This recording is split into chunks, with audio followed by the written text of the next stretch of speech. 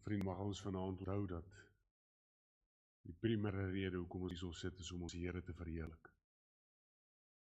En hy is waardig van alle prys en alle lof. Maar tog ook so groot soos wat hy is, so kies hy om na elkeen van ons te hoor, te luister, na ons te kyk. En ons hardloop soos kinders hardloop na 'n ouer. En ons wil graag by hom wees. Soos Psalm 36:10 sê, dis by die Here waar die fontein van lewe is. Dit is in sy lig waar ons lig vind. En ons reik uit na sy troue liefde. En hy reik uit na ons wat hom ken. Vriende, ek groet julle vanaand dan. In die naam van die Vader en die Seun en die Heilige Gees. Maar weet dat dit hierdie God is wat jou ken. En dit is by hom waar ons lig vind en lewe vind. Amen. Ons Here Vader, wat 'n goeie lied om te kan sing, dat ons so gefestig en geanker moet wees in U en ons oë so gerig hou op U. Vader, in 'n wêreld van verwarring, in 'n wêreld van leuns, dit waar U waarheid absoluut nodig is en U lig verseker in die duister moet skyn. Vader, laat ons daarom intentioneel na U kyk. Laat ons na Christus kyk. En dit is ook my gebed vanaand, Here. Dat ons na Christus sal sing, want as ons Jesus sing, dan sing ons U Vader. My gebed is dan dat U die woord sal seën en die harte sal voorberei. Dat U dit lewende water sal gee. Deur die krag van die Gees. In Jesus naam. Amen.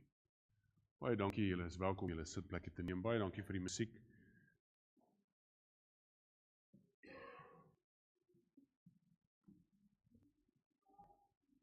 Die Sondagskool kan ook uitgaan, ekskuus. Daar's hy.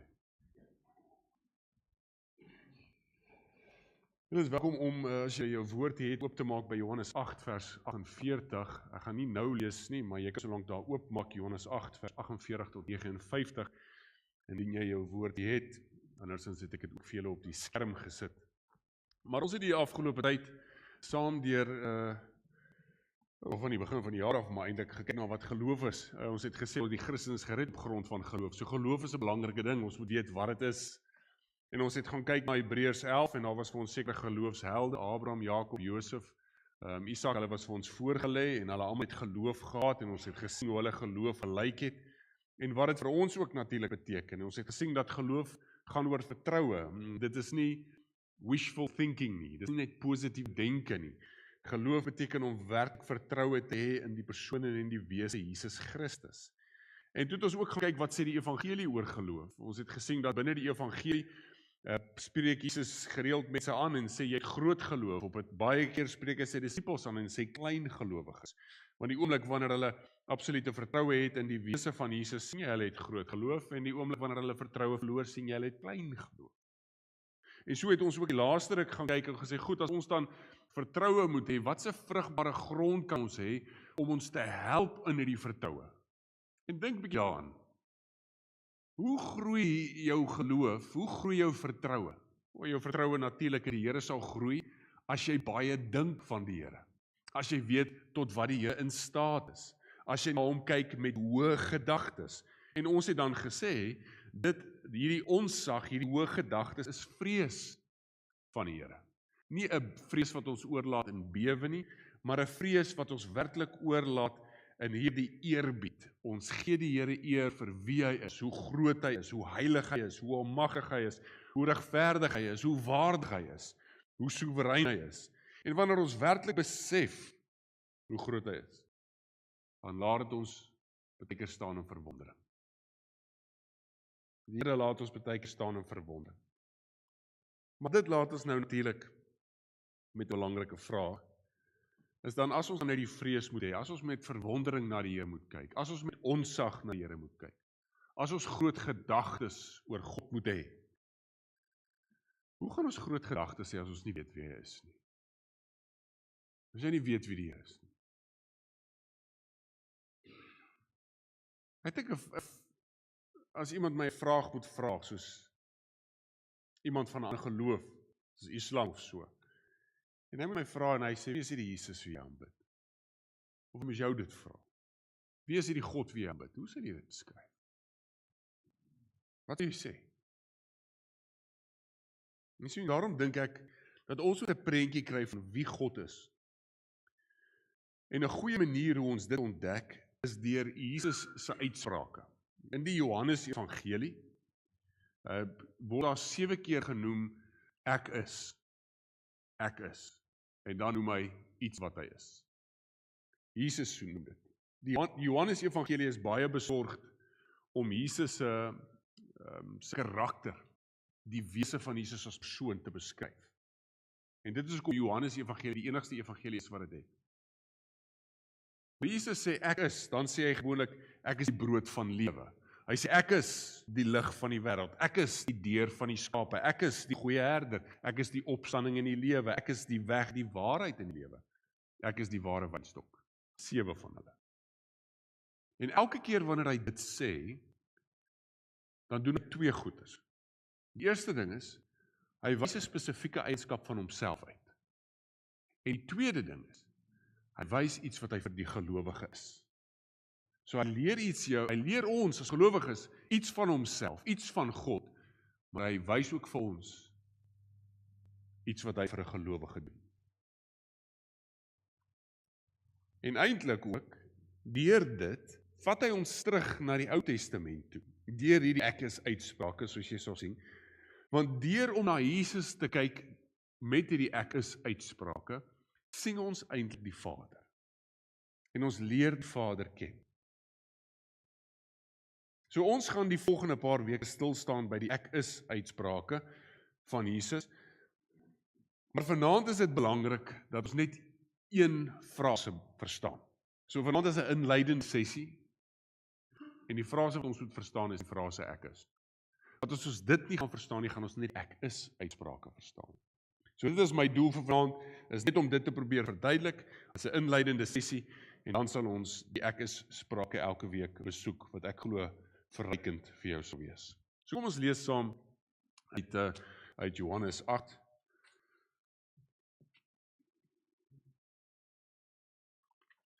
Johannes 8, ek het hom ook daar vir julle. Ek het nou die plek toegemaak. Johannes 8 vers 48. Die Jode het hom, dit is nou Jesus, geantwoord. Het ons nie met reg gesê dat jy 'n Samaritaan is en 'n demoon het nie? Hulle sê vir Jesus hy het 'n demoon, hè?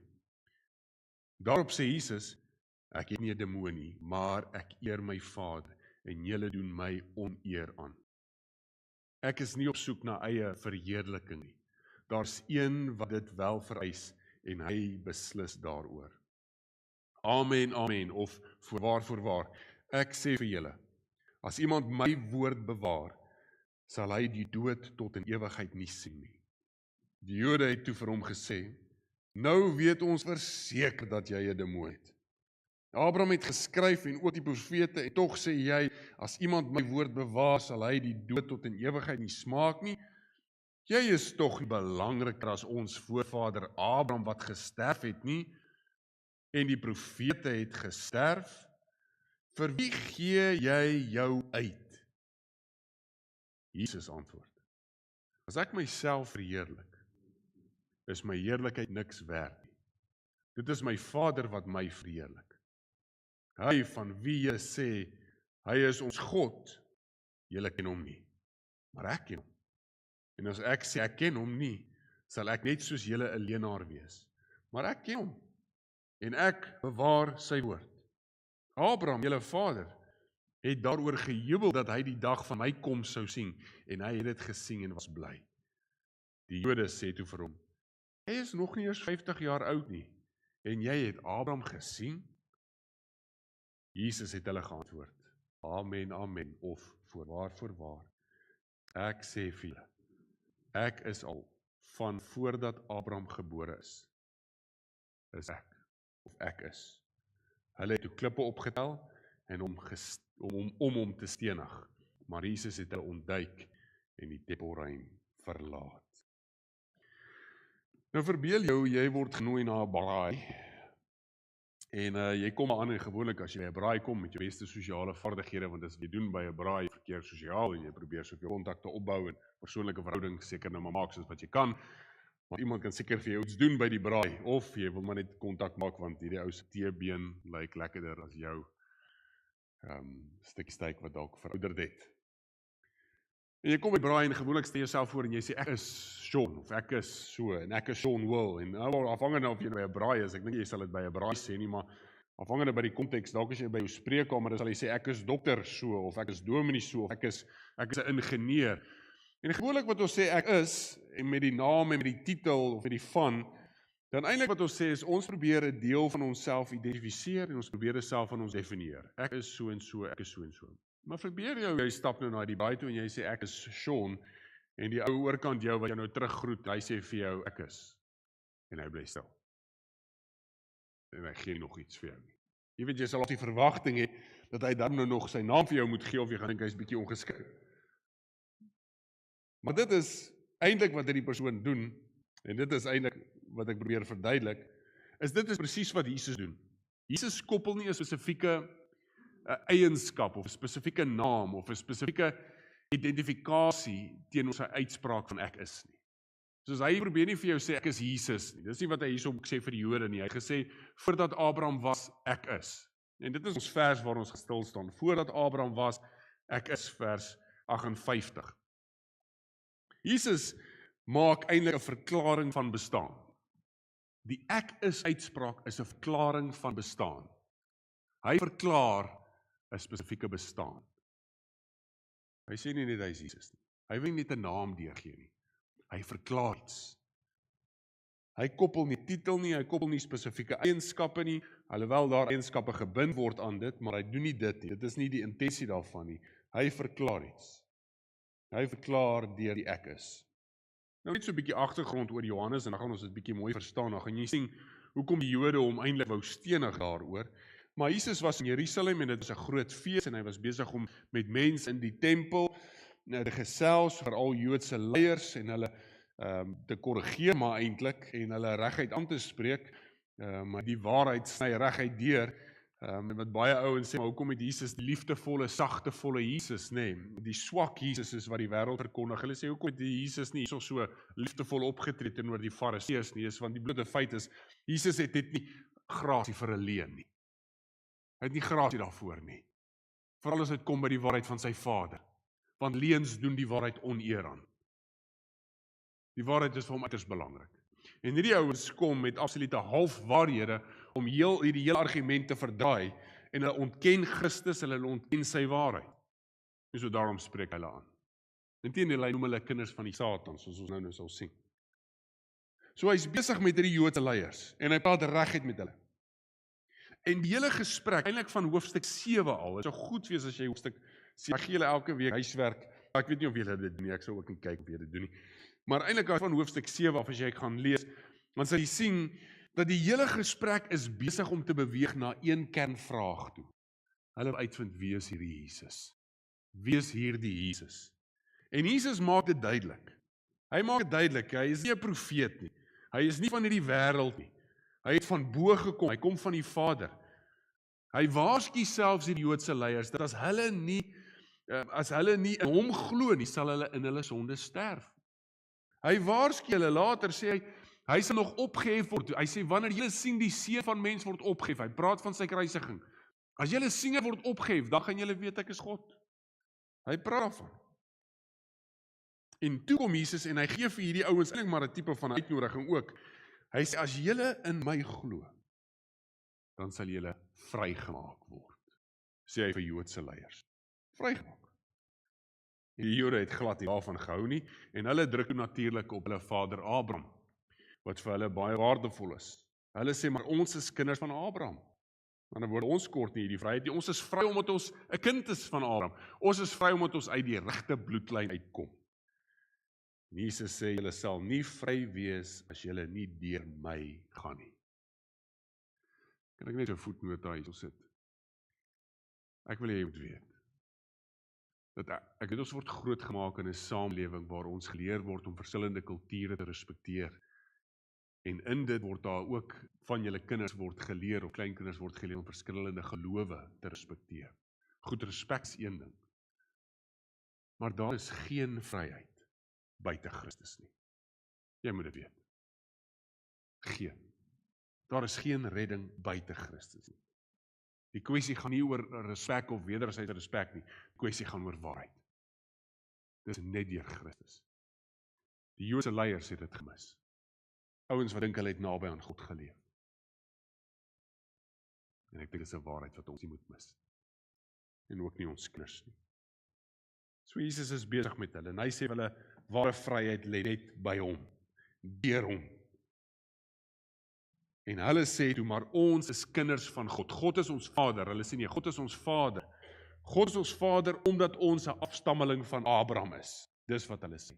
En Jesus sê, God is nie julle Vader nie. Hy sê, weet julle wie is julle Vader? Die Satan. Kyk nou is die bot geroer. Ek dink dat jy 'n Joodse leier was.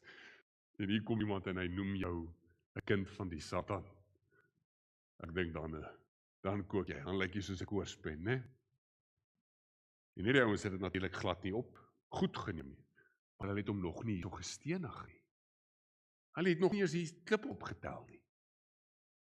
My gesprek gaan aan. Hy sê, julle is kinders van die Satan, en nou gee Jesus 'n rede, en hy motiveer eintlik hoekom hy sê, hulle is kinders van die Satan. Hy gee 2 redes. Hy sê, want die Satan kom om te moor, en die Satan staan hy waarheid teen. Dis wat hy sê. Hy sê, die Satan kom om te moor, en die Satan staan die waarheid teen. Want hy is die vader van die lees. Daai 2 goed. Nou sê Jesus, julle is kinders. Hoekom sê hy, julle is kinders?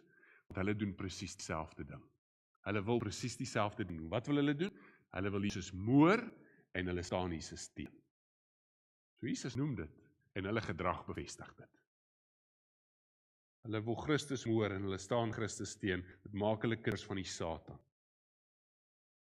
En Jesus sê, wat uit God is, luister na die woorde van God, maar hulle luister nie na hom nie. En toe gebruik Jesus vir Abraham, want hy het nou Abraham opgebring.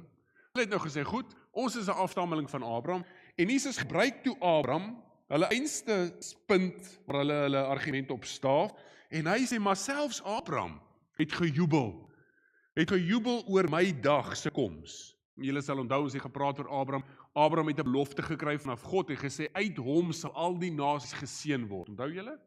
Uit hom sal al die nasies geseën word. Abraham het geweet, dit was nie net oor Isak nie. Dit was 'n belofte vir die toekoms. Hy het dit geweet. Hy het geweet, daar was 'n groter belofte. Abraham het dit geweet. En Abraham sê, Jesus hier vir ons het daaroor gejubel. Hy het gejubel oor Jesus, alhoewel hy hom nog nie eens gesien het nie. Hebreërs 11 het dieselfde gesê. En toe sê die Jode, maar hoe ken jy Abraham? Hoe weet jy Abraham het gejubel? Jy was nie daar nie, en hulle sê vir hom, jy is nog nie eers 50 jaar oud nie. In ander woorde, jy is nog jonk, seun. Jy ken hom nie. En toe antwoord Jesus dit. Ek het hom veel op. Hy sê, voorwaar, ek sê vir julle, voordat Abraham was, ek is. Nou, sekere vertaling sal sê, is ek. Want dit lees makliker, is ek. Voor Abraham was, is ek. Maar die letterlike Griek sê, ego eimi, ek is. Voor Abraham was, ek is. Voor Abraham was, ek is. En net daar, die ouens was rooi, hulle was seker kwaad, maar net toe hy dit sê, en hierdie is nie 'n persoonlike aanval op hulle nie. Hy maak 'n uitspraak, Jesus. Hy maak 'n standpunt. Niks persoonlik teenoor hulle nie, maar toe hy dit sê, die volgende vers sê, toe tel hulle klippe op, en toe wil hulle hom doodgooi. So iets wat Jesus hier gesê het hulle gedruk deur die dak. Nou ons ontdek wat dit is, as ons gaan kyk na Levitikus 24. Levitikus 24 sê dat, jy moet iemand doodgooi met klippe, stenig, as hulle die naam van die Here belaster. Ons sê, maar, waar is die naam van die Here? Het hy die naam van die Here misbruik? Het hy die naam van die Here selfs gebruik? Hy het. Dit is wat die woorde ek is. Die woorde, die frase ek is 'n direk roep op die naam van God. En vir ons om dit te verstaan, hierdie woorde ek is, moet ons gaan kyk waar dit die eerste keer in die Bybel gebruik was. Die eerste keer waar ons dit gesien het was in Exodus 3. Julle sal onthou in Exodus 3, Moses in die brandende bos, né? Moses in die brandende bos. Ek gaan nou daar kom. Moses in die brandende bos, ek gaan net bietjie konteks gee. Hier is onthou Moses het gevlug uit Egipte uit en hy was toe weg en hy het sy eie ding gedoen en toe loop hy met die skape, toe kom hy af op 'n bos wat brand, maar dit was nie letterlike vuur nie, dit was 'n tipe van 'n heilige vuur. Die bos het gebrand, maar hy het nie uitgebrand nie. En in hierdie bos, uit die bos, praat God met Moses op 'n bonatuurlike manier. Hy sê vir hom, Moses, trek uit jou sandale, net die grond is heilig. Moses doen dit toe en hy sê vir Moses, ek gaan jou terugstuur Egipte toe. Hy sê, ek het die kreet van my volk gehoor, ek het hulle lyding gesien, ek gaan jou terugstuur Egipte toe en jy gaan hulle bevry. En Moses se reaksie is vir my baie snaaks. Hy sê toe, wie is ek om terug te gaan? Ja, Johannes Calvin maak 'n goeie punt in sy instituut van Christendom. Hy sê, Moses was gekonfronteer met die groot almagtige heilige God. En die oomblik toe hy dit sien, toe krimp hy onder die groot teenwoordigheid. Hy het homself eintlik gevra, hy het 'n identiteitskrisis begin kry, wie is ek om te gaan? Wie is ek? Wie is ek om terug te gaan? Sproul gebruik dieselfde voorbeeld. Julle sal onthou met Jesaja. Onthou julle met Jesaja, toe word hy weggevoer daar in die teenwoordigheid van die Here en toe sien hy die Here en sien hoe sy kleed volmaak. En toe wat sê Jesaja? Wee my. Dit is asof jy wegkrimp in die grootheid van God. En ons dink dit is presies hier wat met Moses gebeur het. Ek moet noem, Calvin het so mooi geskryf, het gesê, ons sal nooit werklik weet wie ons is, totdat ons weet wie God is. Dit is vir my kernwaarheid aan, om jou identiteit te soek. Jy sal nooit weet wie jy is, totdat jy werklik weet wie God is nie. En so Moses krimp weg, want God praat met hom, en God sê, jy gaan teruggaan, en hy sê, wie is ek? Ek kan nie, wie is ek? Arme ou ek. En nou verander Moses ieweslik die vraag. Nou vra Moses, okay, so as ek sou teruggaan, sê nou ek sal teruggaan, wat gaan ek sê? En hoor wat sê Moses, nou kom vir julle daarso. Moses het vir God gesê, kyk, as ek by die Israeliete kom, en vir hulle sê, die God van julle voorvaders het my na julle gestuur, en hulle vra my dan, wat is sy naam? Wat moet ek vir hulle sê?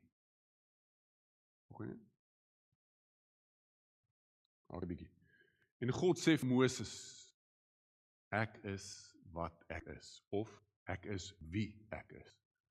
Ook sê hy, so moet jy die kinders van Israel antwoord, ek is, het my na julle gestuur. So God sê nie, ek is dit of daai naam, hy sê ek is wie ek is wat ek is. Wanneer Moses vir God vra, wat is u naam, vra hy eintlik, wie is hierdie God wat my stuur? Wie is hy? En dit gaan nie oor 'n sekere eienskap van God nie, soos ek sê, maar dat eienskappe word sigbaar. Dit gaan oor die wese van God. Dit gaan oor die natuur van God. Ek dink 'n goeie manier om te gebruik, te verduidelik, gebruik nou Sproul se voorbeeld, net sodat jy weet, ek gee hom erkenning. Maar hy het 'n goeie voorbeeld, hy het enige teologiese klas aangebied by die universiteit. En soos hy besig was met klas, kom daar toe 'n jong dame, teologiese student, en sy kom toe laat in die klas gestap, jy weet, maar sy was soos nou pas, het haar kerel haar gevra om te trou, en nou, jy weet seker hoe lyk dit, as, nie almal nie, maar, as jy nou so pas hierdie verlovingsring aan het, jy weet, dit lyk of jou nails ge-Q-tex is, jy loop so in die klas, en hy blink in almal se oë, daai groot diamant, en die prof vra toe vir, kom ons sê nou haar naam is Sari of so, en sy sê toe, Sari, so het jy en Pieter, het jy en Pieter verloof geraak, dis nou net voorbeelde, ek weet nie wat hulle naam regtig nie, ek kan nie onthou nie. Die prof sê, Sari, het jy en Pieter nou net verloof geraak? En sy sê, ja, prof, ons het verloof geraak, en hy sê, ag, baie geluk, hy sê, Sari, en nou is dit voor die klas, hy sê, Sari, kan ek asseblief net gou ietsie vra, en Sari sê, ja, natuurlik, prof, en hy vra toe, hy sê, Sari, hoekom is jy so lief vir Pieter? En Sari begin so dink, en sy sê, wel, Ja, Pieter is baie aantreklik. En prof sê, maar Sari, hier is Koos. Koos is ook aantreklik. Hoekom is jy nie lief vir Koos nie? En Sari sê, nee, maar prof, Pieter is ook baie atleties. En die prof sê, maar Sari, hier is die kaptein van die eerste basketbalspan. Hy is baie atleties, hoekom is jy nie lief vir hom nie? En sy sê, maar prof, Pieter is ook baie slim. En hy sê, maar Sari, hier is ons top teologiese student. Hoekom is jy nie lief vir hom nie? En Sari begin so al bietjie frustreerd raak, want sy is nou so op die spot gesit, nê. En Sari sê, maar prof, hy sê, ja, jy is, hoekom is jy lief vir Pieter? Sy sê, maar prof, ek is lief vir Pieter, want dit is Pieter. Sê Sari so uit frustrasie. En die prof sê, daai is die regte antwoord. Jy is lief vir Pieter, want dit is Pieter. Jy sien, daar sekere eienskappe wat almal van ons besit, maar die eienskappe maak jou nie noodwendig net jou nie. Dit maak 'n deel van jou. Maar die feit dat sy op die naam van Pieter gedruk het, ou Sari op Pieter se naam gedruk het, beteken dit, ja, dis die versameling van eienskappe, maar dit is ook die persoonlikheid, dit is die persoonlike verhouding, dit is die geskiedenis. Eintlik wat Sari sê, ek hou van Pieter vir Pieter se wese, vir wie Pieter is. En dit is wat God hierso sê. Hy sê nie net, hy is heilig, en hy is soewerein, en hy is almagtig. Nee, hy is dit, en ons leer hom ken later. Maar die eerste plek waar hy aan vir Moses openbaar, is hy praat van sy eie wese. Hy sê, ek is wat ek is. En dit is sy uniekheid wat hy uitwys. God wys sy uniekheid uit. Hy verklaar sy bestaan.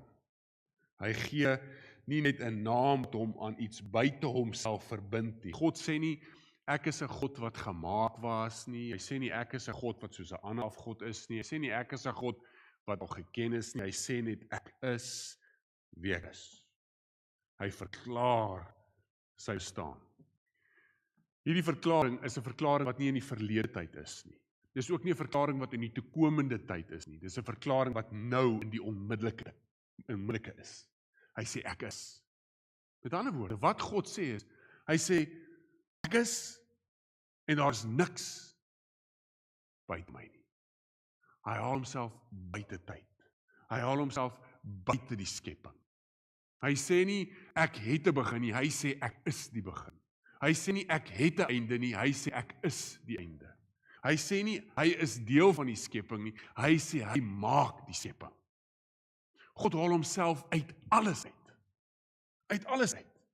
En jy sê, vriende, ek en jy, ek weet nie wie jy geweet het, maar ek en jy het 'n begin, en ons gaan eendag 'n einde hê.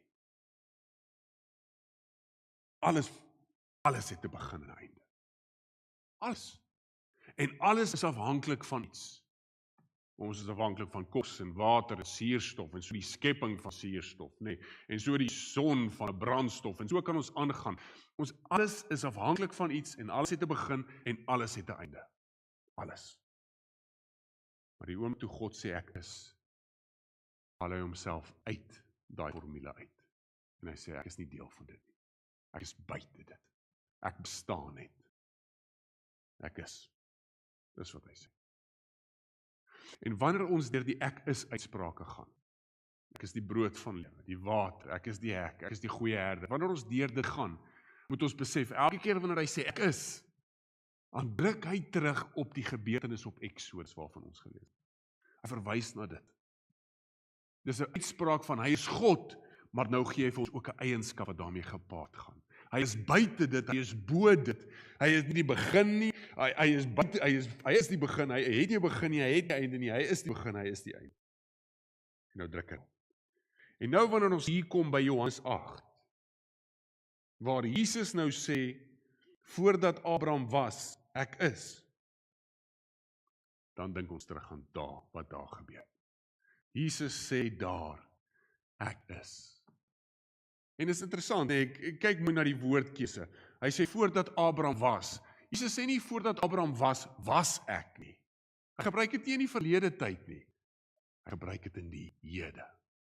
Hy sê, voordat Abraham was, ek is. Met ander woorde, hy weet, daai Jode weet, Jesus druk op die naam van God.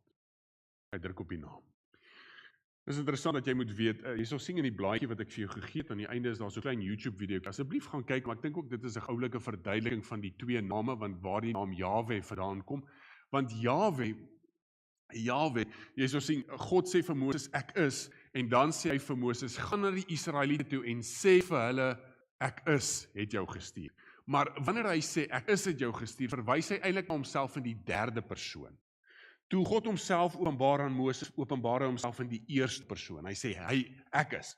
En so sê hy vir Moses, gaan sê vir hulle, hy is het jou gestuur. Want Moses kan mos nie daar aankom en sê, en nou vra die Israeliete, wie het jou gestuur? En hy sê, nee, ek is het my gestuur. Hy sê, jy ons gestuur? Hy moet sê, nee, hy is het my gestuur.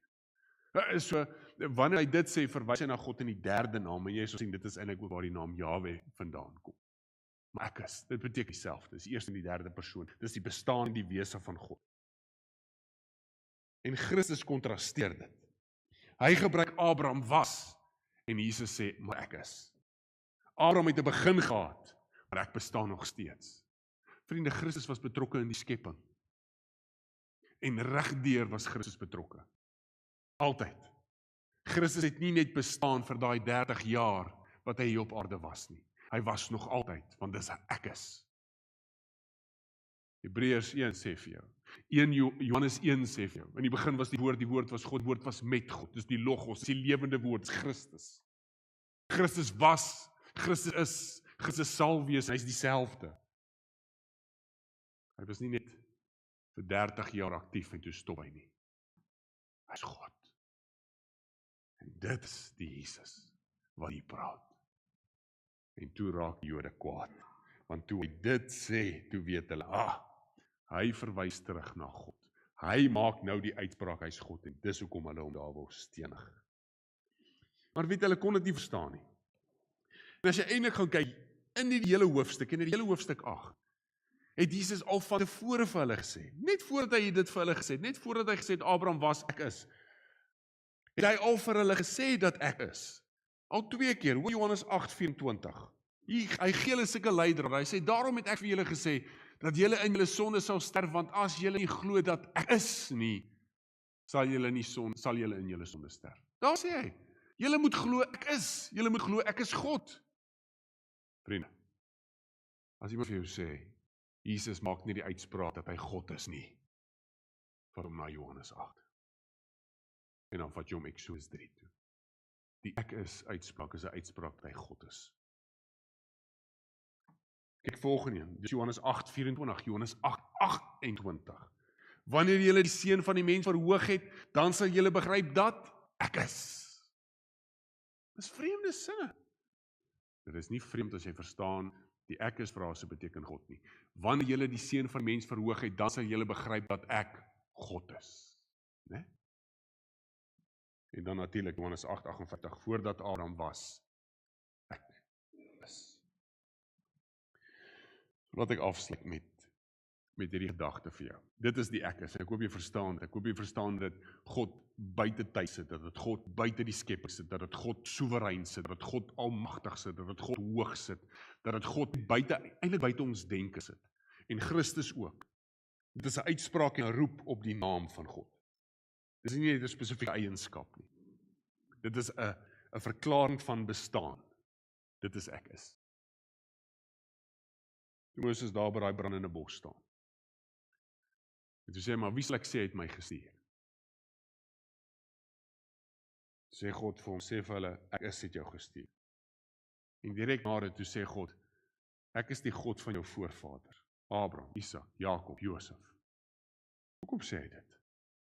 Hy het nou net verklaar, God het nou net verklaar, dat ek buite almal is, buite alles is. Met ander woorde, God kort niks en God kort niemand nie. Hy is nie afhanklik van iets nie en hy is nie afhanklik van iemand nie. Ek en jy is afhanklik van liefde. Ons is mense wat geskaap is vir verhouding. Ek en jy is afhanklik van goed, nie materialisme noodwendig nie, maar suurstof, kos. Maar God is nie afhanklik van dit nie en hy is nie afhanklik van iemand nie. Hoekom sal hy homself dan verbind met Abraham, Isak, Jakob en Josef en dit sê vir Moses? Die rede is,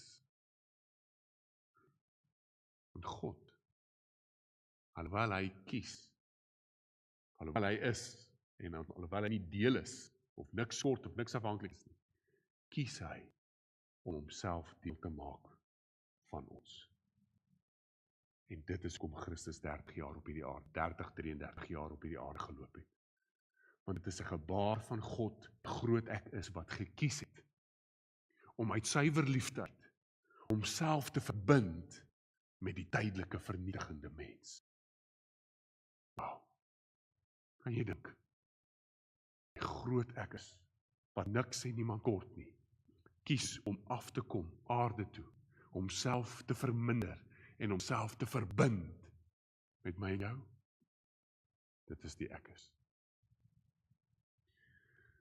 Wat ek vir jou Filippense 2:6-8 net lees. Ek wil hom vir jou lees en ek wil net hê hy moet resoneer by jou.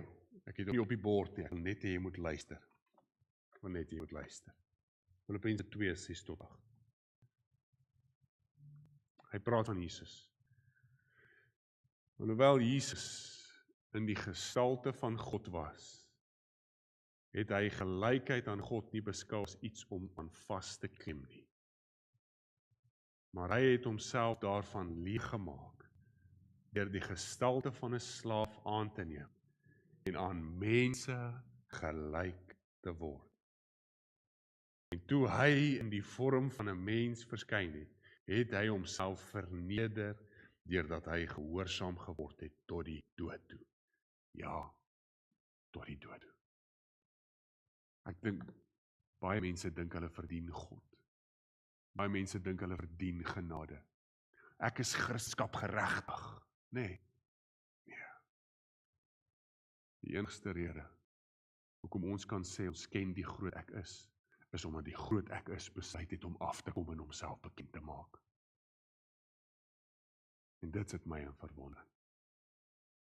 En onthou jy wat hy vir Moses gesê het? Voor hy vir Moses gesê het, gaan terug na Egipte toe.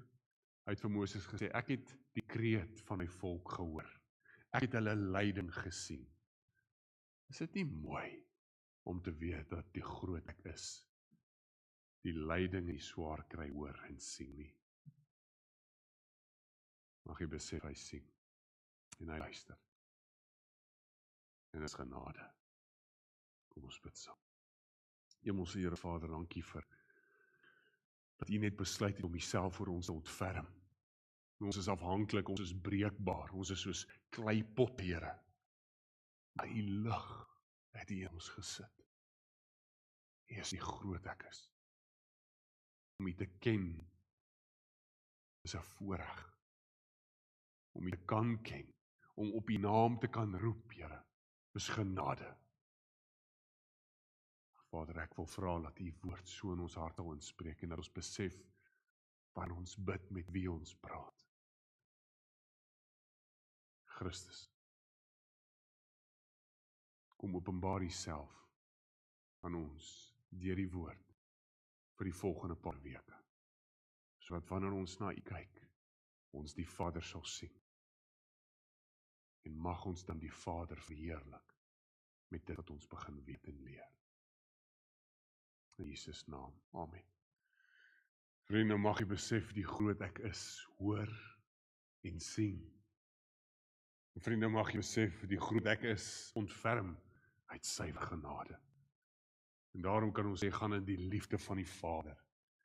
En hierdie genade van ons Here Jesus, maar ook met die krag van sy Gees. Amen. Vrede vir julle.